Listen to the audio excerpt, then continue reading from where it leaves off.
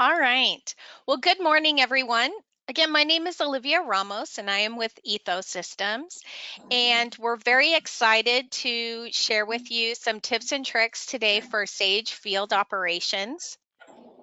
So today we have Eric and Kathy with Oprix for Sage Field Operations, and they're going to go through this webinar today. Couple housekeeping items, if you have any questions, if you can add them to the chat, that would be great. And then that way we can address those questions at the end. All right. Okay. All right. So Eric, I'll hand it off to you. Awesome. Thank you, Olivia, and welcome everyone. Happy to be here with the team here today. As Olivia mentioned, we'll be going through Sage Field Operations for Intacct tips and tricks. For those of you that don't know, Sage Field Operations is the native work order service management tool for Sage Intacct construction. So we're excited to be here and excited to show you a little bit more of what we can do within Sage Field Operations. Just quick introductions here. As mentioned, Eric Diaz, I'm a partner account executive specifically for the Sage Field Operations Intacct team, and I'm joined with our other presenter, Kathy Sherman. Thanks, Eric. Glad to be here. Look forward to presenting our solution to you all. Thanks, Kathy. Great. So let's get into it. So when Kathy and I were trying to think of a topic, some tips and tricks, we're thinking of a common theme throughout the construction industry, and you can see here on the slide 2.5 quintillion bytes of data are produced on a daily basis within the construction sector, right? So pain points through that is what do we do with that data, right? A lot of this gets siloed out to an Excel spreadsheet. A lot of this is timely efforts to give reporting on a day-to-day basis for the health of the business and key performance indicators. You might be doing some of this reporting outside the system.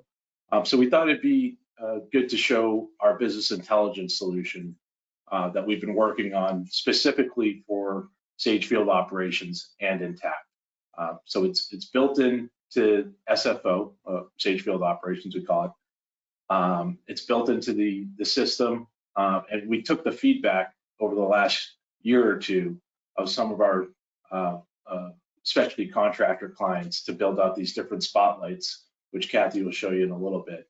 But really, every type of department or module you'll be able to drill into, right? So think AP, AR, you can look at your different types of purchase orders, how much you're spending with, being able to better analyze who are we doing more business with, or who's pricing us out maybe too much, too high, and vice versa, right?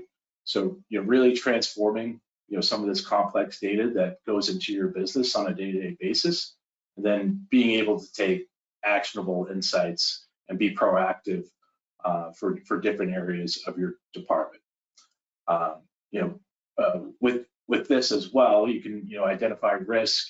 Think of if you guys do preventive maintenance agreements, you can easily analyze when they're up for renewals, which ones are we maybe not billing enough information for the client, and why are we not as profitable on certain types of work and so forth.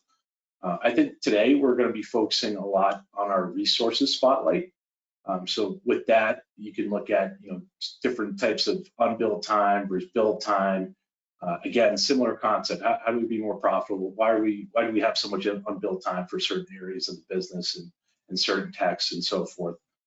So being able to really analyze that type of data and then again take action on it. And so Kathy and I, we speak to a lot of different folks on a day-to-day basis, all in the specialty contractor space, and really boils down to these two main personas, right? On the left-hand side, more of your service operation type folks who are really curious about how can I get better access to the performance of the field. How do we define different key performance indicators for my team, and how do we easily pull that data on a daily, weekly, monthly, quarterly, whatever it is basis there. So again, I think we're going to drill a little bit into the unbilled versus bill time and performance to show some tips and tricks on that, being able to pull that. And then from the executive level, right, it's really, what's the bottom line, right? What can we do to mitigate risk within the business? What areas are we losing money? What areas, could we potentially be investing in a little bit more? Who are my best customers? Who are the technicians that get the work done the most efficiently on a day-to-day basis? All these different types of tools that go into the business, and the data is being collected out in the field. Being able to really just pull those reports right away, drill into, and take action on. So hopefully it gives you an idea of what we're going to be talking about today within SFO and Sage Field Operations. With that being said, I'll hand it off to Kathy for the first part of the demonstration of Sage Field Operations. Thanks, Eric. Kathy, I'll make you presenter now. Perfect. And you should be good.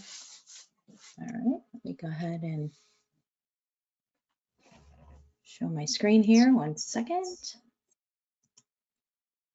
All right, Eric, if you could just let me know that you can see that. Yep, I can see it now. Wonderful.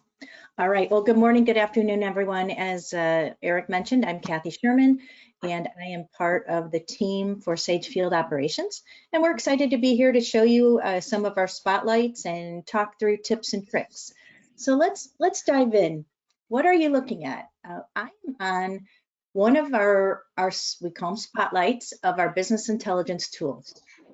So with our business intelligence tool, we have, I believe it's 8 spotlights. I'm going to be focusing on the bottom one. It's probably small and you can't see it too well, but it's called the resource spotlight. And I'm also going to go into, in a bit, another one for profitability.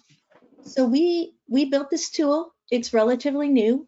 We had a lot of requests for really data analysis. How do we work smarter? What tips and tricks can we do for our service team to be able to make key business decisions? And you saw the personas that Eric just had up there. So if I'm the service manager or I'm the executive, what types of information do I need about my resources, my time, my labor, my most important resource, and how can I analyze that? So you're looking at the resources, you're looking at time entry. And you can see it's easiest to see possibly here in these time categories. So if it's green, it's construction job time entered through Sage Field Operations.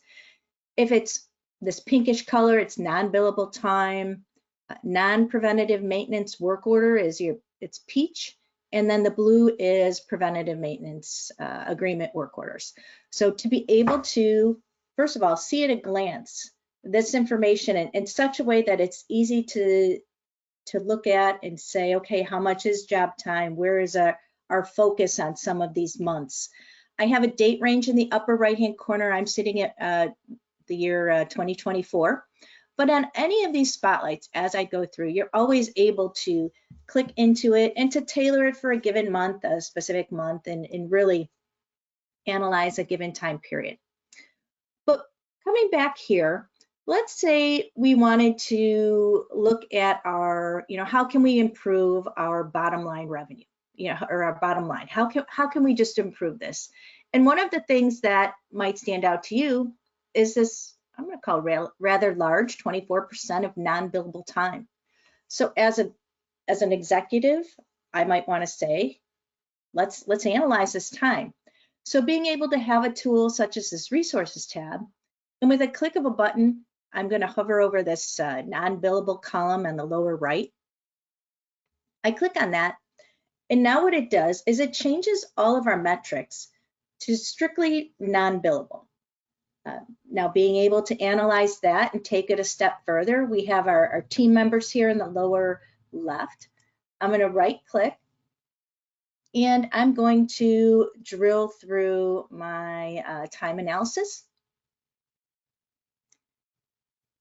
And now I'm looking at my time entry by description. So as your team members are saying, maybe I was, non-billable because I was waiting for a part. Well, maybe we need to address some communication between our purchasing department and our scheduling department if somebody didn't have the proper part, and we're seeing that by a description, something we might want to address. Maybe it was downtime. Again, something we can address here. How can we take that downtime and turn it into something more productive for our company? So if I'm looking here, I can see May, March and April, and going into May, quite a bit of time entry for non-billable time. And as busy season picks up, you can see that drops off quite a bit.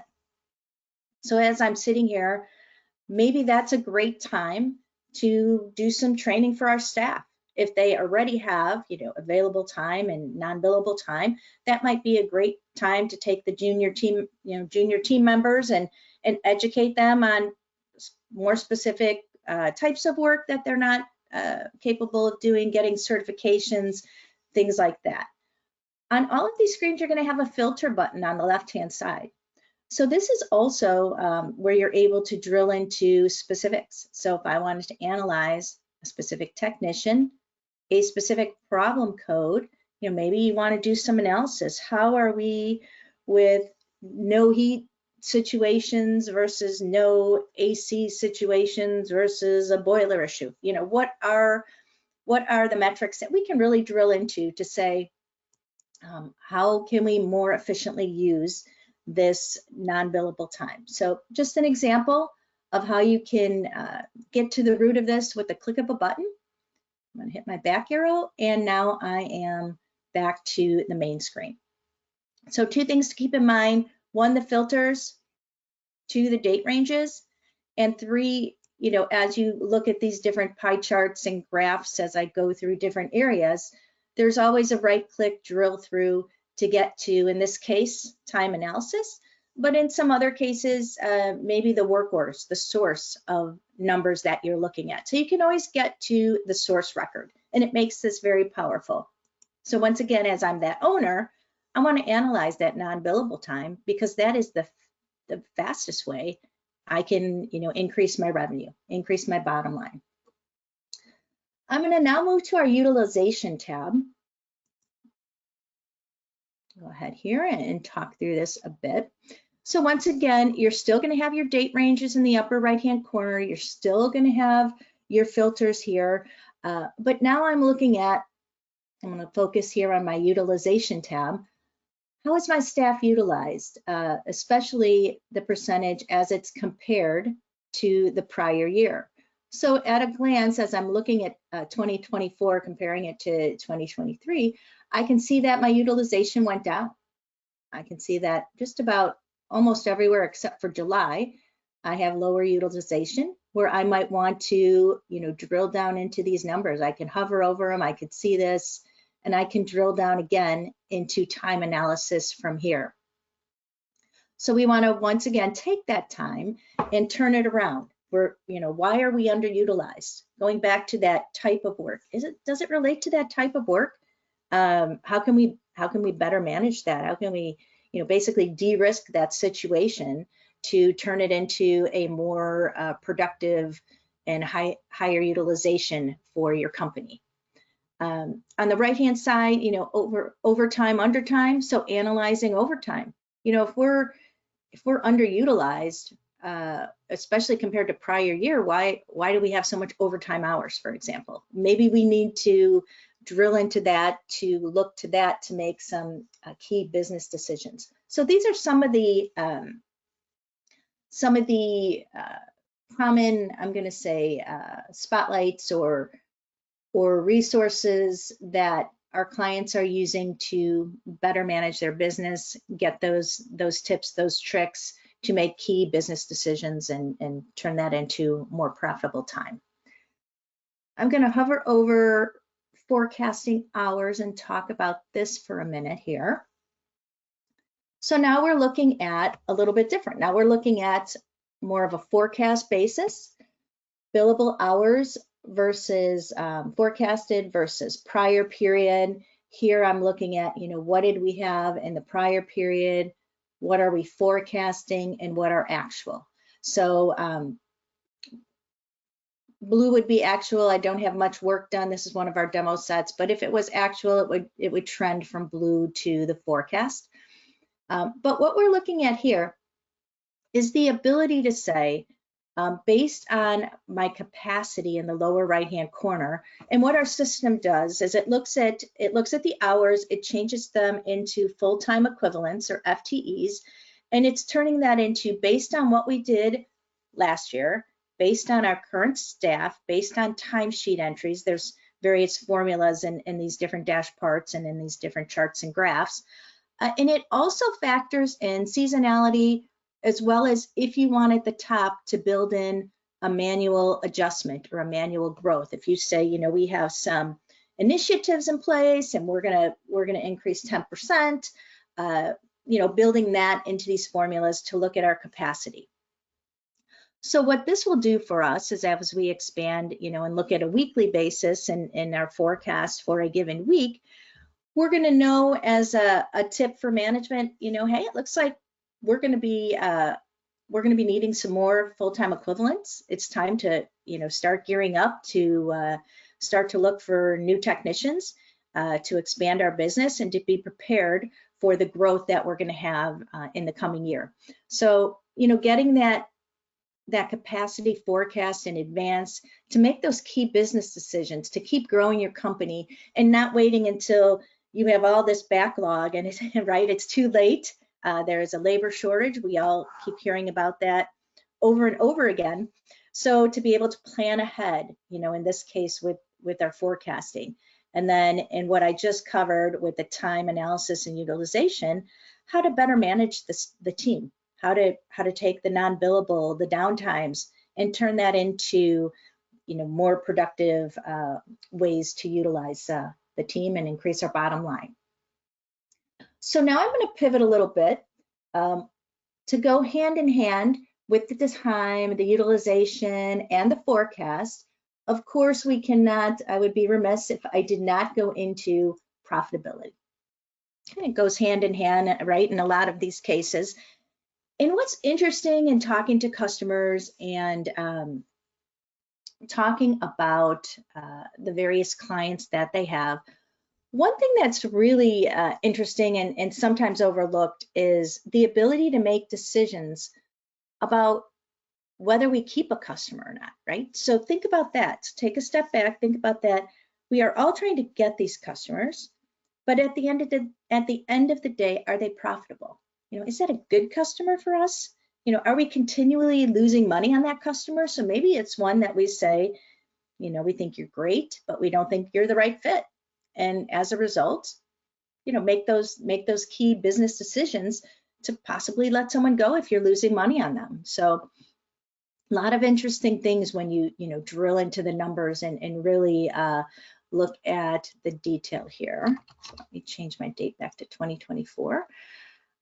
So now I'm looking at work order profitability. So at a high level, looking at a date range, looking at filters, whether I need to, let me drill into this to show you, I still can do my problem codes, I still can do call types, I can do equipment classes, but what I can also do, even from here, is I can look at a specific customer, or a customer maybe has many locations, so I could look at all of those, or maybe I would then want to look at a specific service location.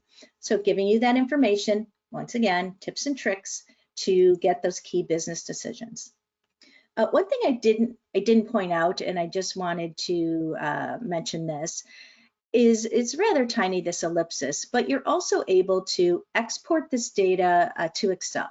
So this was a request that many of our early adopters had, and they wanted to they said, these are great, but our team needs to see the work orders behind it. We need to see what makes it up. So really let us analyze a list. So now we're able to, on all the screens, you can export the data to see the source records. So I wanted to point that out as I got, before I went too far in here.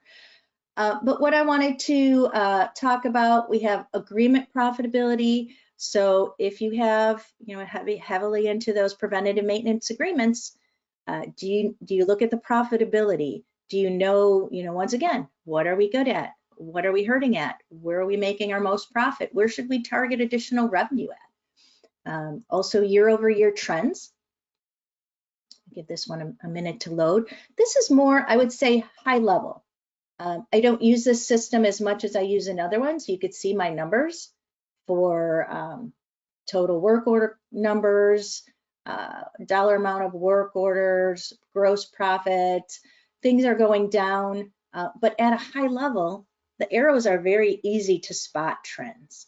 So that was the key point to this one is what is our trend? Are we trending up? Are we trending down? With a click of a button, I want to see this information. And now that customer profitability that I touched on that idea of earlier. So with our customer profitability, we could still filter here, but what we can also do is if I just wanted to expand, it looks like we're losing money on this one. I want to expand and I want to click this plus sign. It takes me from the customer level, and now you see the different centers. So these are our different center, might mean a division. It could mean in the way your Intacct is set up. A center is a location in Intacct. That's how we, that's the terminology for us. But at these levels, as I click through them, you're going to be able to see that gross profit percentage. How are we able to, analyze our revenue earned, all of the good financial metrics on this. And then taking it a step further. So I'm going to take this top one and I'm going to click on this plus sign. And by expanding this out, now I see that this center or a location has all of these different service locations. And then I can analyze by my service locations, gross profit. Are we profitable? Are we not profitable? How are we doing? Do we need to, actually do some invoicing? Apparently this one wasn't invoiced, but really see that trend in our gross profit and our profitability or losses for this, for some of these here. And I can continue to click on the plus sign. And as I do, now this is interesting. Look, now we're looking at, you could see here, I'm circling it. Maybe the difference is between our agreements and our work orders. If you have a location that's heavy in agreements and work orders, maybe only part of the work is not as profitable as the other part. So giving you the tools and the tips to be able to see this, to make these business decisions. It becomes very powerful. And as I mentioned earlier, you could always expand out with the plus sign, and you can get to the specific work order level. So we're always giving you the ability to get that granular level if needed. And on the next tab, this is an important one. Granularity is important when talking to your technicians. So we give you this tool to be able to analyze your technicians and your, how your profitability by technician. So once again, I know I'm a broken record, but it's really important as I want to get your gears turning and really think about how you can filter this data to help your organization, your company make better business decisions. I maybe want to look at a technician with a specific problem code, or maybe a type of equipment. Maybe we're good at boilers, but we're not good at chillers, or whatever it might be. But to really sit with the technician and to analyze their numbers and to be able to click through this, it becomes very powerful and ultimately helping you get that additional profitability in your business, whether going back to the resources where it was training or just enlightening the techs. Hey, it looks like, maybe this isn't your best fit for this type of work. Maybe we need to keep you focused on, boilers and not chillers, or whatever it might be, but giving you the data to be able to analyze that. So while I'm on here, coming back to my technicians, you'll see some technicians listed in the lower right-hand corner. So I'm able to, these are my technicians. Once I click on a technician, right now I'm looking at the overall amount and gross profit by month here. But when I click on Al here, the charts and graphs dynamically change to Al's results. So this is where you're sitting with Al in a performance review, and you could go over the numbers, right? You can export the work orders if Al wants to see detail. You can look at Al's trends and say, Al, it looks like something happened in January. You were not your best. You know, what happened? What were you sent out to do some work you didn't have the skill set for, or, you know, something happened that you just weren't on your A game there. But once again, being able to drill through, getting to those source records to help Al with whatever work or whatever was going on in January of 2024. So giving you those tools, once again, to make those key business decisions. And I've been spending some time on our business intelligence tool, but let's not forget, we also, when you have Sage Field Operations, you get the custom work order dimension. So a lot of times, you know, some of our team members will be here and they'll be using the spotlights here, but some team members want to see some data in their Intacct dash parts, custom reports, charts and graphs. So what we're able to do is not only give you the reporting and all of the business intelligence tools in SFO, but also bring a lot of that information into charts and graphs and dash parts in Intacct. So I'm going to click on this top, second one down here, and let you know all that we bring in that's available for custom reports. So a work order number, we're going to give you a hyperlink to get back to a work order, service site, call type, problem code. And once again, giving you the power to analyze data here, as well as the business intelligence tool. You know, maybe that's just a tip that maybe someone in internal, you know, purchasing or maybe billing needs some information, but not everything. So let's give them the ability to get some of this information and build custom reports and charts and graphs. So here I have, as an example, just a straight work order listing, giving you the work order URL if you need to click back and see in SFO the source record. When you see here, I have profit and loss by work order. If there's estimated repair hours that were built into a work order versus actual and over and under, being able to analyze that. But also look at the one right under that, open POs on work orders. So this is another tip that a lot of times leaving money on the table. Maybe, you know, somebody didn't know that wasn't converted, it never closed out the work order, we didn't get a chance to bill for it. You know, you've heard these scenarios over and over again.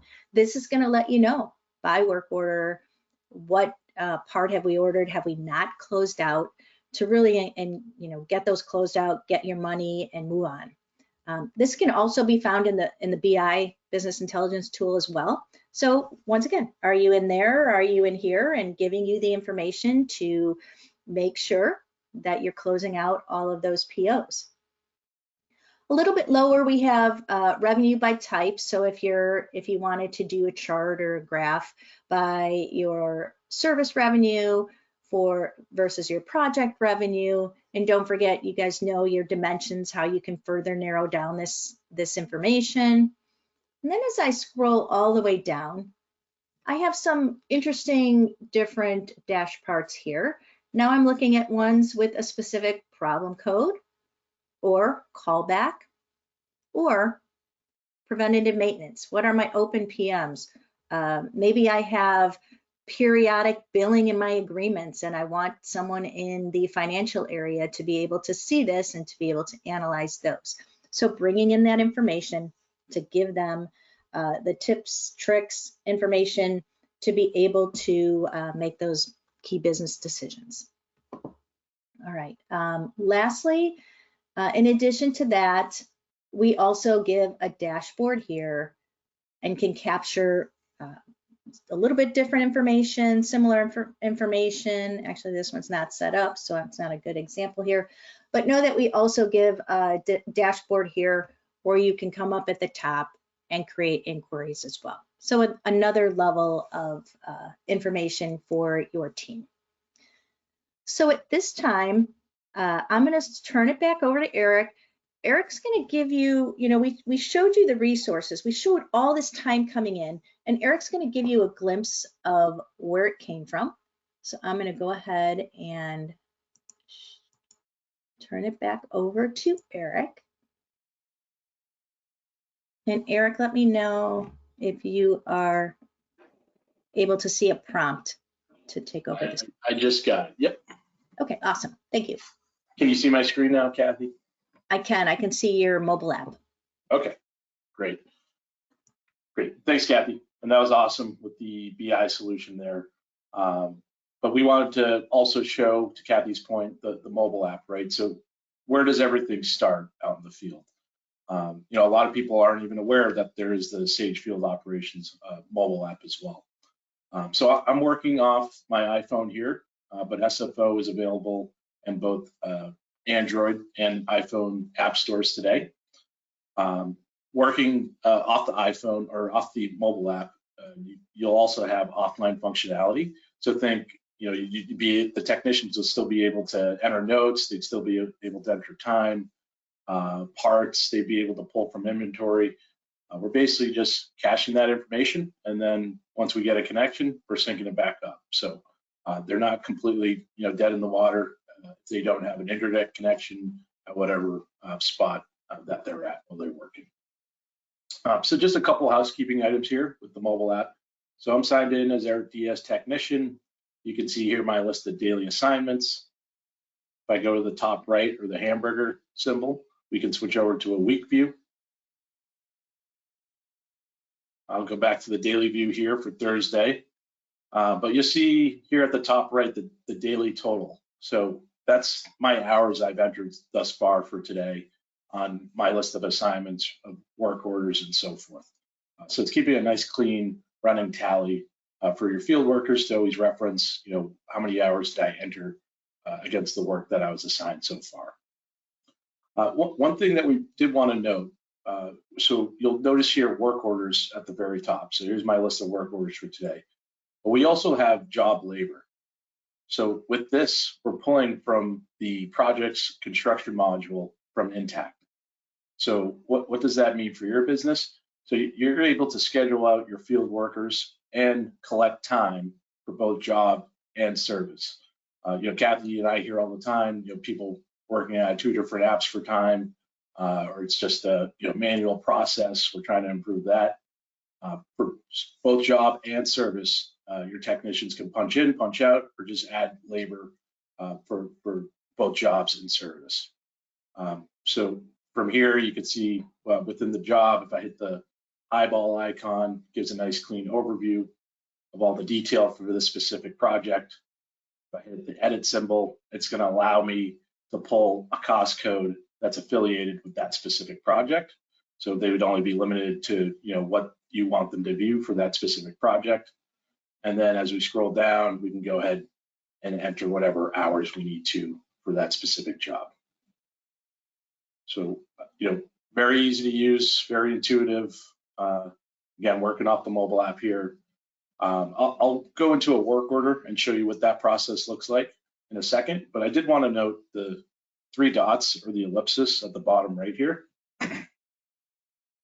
So if I go here, I can go and submit my time when I'm ready for the field worker and begin the approval process for time approval directly from the app here, right? We could also add assignment time, but we can also turn on, and I'm signed in as an admin, we would suppress whatever areas are not relevant to your business, but we can go and turn on that create work order option. So I'm actually gonna just show you what that looks like real quick. So think of, off hours, 24/7, weekend, whatever it is, emergency type work. If you need to enable certain technicians this privilege, then they'd be able to go ahead and generate a work order directly from their app. So this is just pulling from, our list of locations that we have set up. If they needed to create one, they could do so. You could type purchase orders to the work order, Your problem codes, these are all defined by you and your specific type of work. So we work with you on defining that. We can have different types of call types, small job whips, and so forth. So not quite a large project that you're doing in Sage Intacct construction, but somewhere between a T&M break fix and a large construction project. So different areas to collect data there. We can put the estimated repair hours. I'll assign it to Eric, but we could go here and put it to unassigned if we needed to at the very bottom, and then schedule that out when we're ready. And then I'll just go ahead and say there's no heat. I'm up in Boston, so it is getting warmer though. So I went ahead and created that work order. Great. And now let's go ahead and enter some time within this work order. So here's this specific site and ad hoc developers. It's all the equipment tied to it and so forth. This could be an hour-long presentation in itself, but we wanted to go ahead and show what adding labor looks like here. So I hit the plus sign. It had a list of functions or breadcrumbs, and one is specific to obviously adding some hours for my day here. So I'll pick Thursday, 1.5 hours. We could tie it to equipment, enter any notes there, and go ahead and submit. So, say this field worker works both on construction and service, they'd still be able to access both the work order and the jobs and enter whatever time they need to on a daily, weekly basis through the mobile app. One other note I wanted to make here, if we go to reports, and here's all the list of breadcrumbs, right? A lot of different areas. Again, we would suppress only the ones that are relevant to you. But if we go to reports, say we're done our work order, we entered some time, we're ready to create a service report. You'll see that option here in the middle. But we also have these different types of company reports, right? Or custom forms. So we can build logic into the workflows. So if I go and hit the create service report option, you'll see this notification that we built into the workflow that, hey, we require this completion checklist by each employee. It's a reminder for them to enter their time, to enter their parts, and take whatever appropriate pictures for the specific job. And we can make this tailored to the type of work and the client site that we're going to. So it's not just a one-off situation. We could do this for whoever we need to and make this recommended or required before completing the service report or whatever report we want to create there. So you can see here is that list of reminders. Have all parts been entered? Yes. Time? Yes. Let's just say we took some photos, and then we can get the acknowledgement, signature, and that's going to save within our attachments within the work order to have a nice centralized location of all the appropriate forms and images and files for that work order 1446 that we're working out of. And then if I go here now, if I go back to the service report, you'll notice that that required option has gone away, and now I can continue to do my work on the service report. I'll expand my screen a little bit. And obviously, we would format it to your logo, whatever you need here. They can easily toggle on and off certain areas. So we want to hide some hours there, take notes, pretty straightforward of the information you want to gather here. So accept. Done.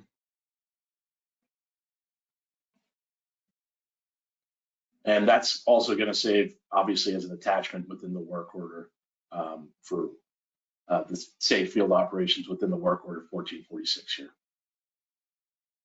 So hopefully that gives you an idea of the capabilities within the Sage field operations app. I think we had one more slide here that we wanted to pull up real quick. So, in summary, everything starts out in the field. There's a ton of data that's being collected on a day-to-day basis. We understand that for your business, right? So, hopefully you were able to see those two different personas, how that could be beneficial with Kathy showing the Power BI solution, the different spotlights and resources and profitability. operations, obviously focusing on how does my team perform better, how do we become more lean and mean, and the executives, looking at, how do we improve that bottom line and become a stronger company, not just now, but looking down the road. So those are just a couple key areas that we wanted to hone in on. So hopefully you're able to get a good idea of that. I know we have a good amount of time left here, but I think that was about what we wanted to cover on the demonstration side of the house. So Olivia, I don't know if you've been monitoring any questions or. Yeah, thank you. Thank you so much, Kathy and Eric. Really appreciate your demonstration. So I do have a question here. So can any of this BI reporting be customized to what an organization wants to see specifically, or are they all pre-built? I can take that one, Eric. Yep. At this time, it's pre-built. So it's a fairly new solution. So what we did was, with the various 8 spotlights we have, and we didn't show all of them, but some of the key metrics, mean time to resolution and things like that. We took the common ones, or the most important ones that our clients were looking for, and we pulled a lot of companies and built those into the solution. So at this time, that is what the solution has. Down the road, we hope to be able to open it up for customers to be able to create their own, but at this time, it is the preset ones that are in the system today. Great. Thank you so much, Kathy, for that. Let me see.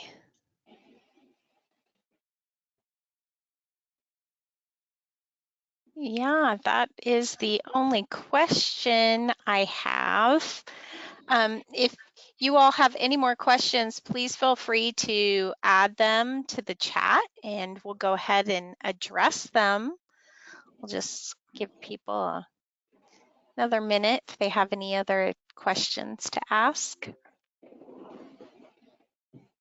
Or also, Olivia, if something comes up after this presentation ends, please have them reach out to their Ethos team member and we can get questions answered that way.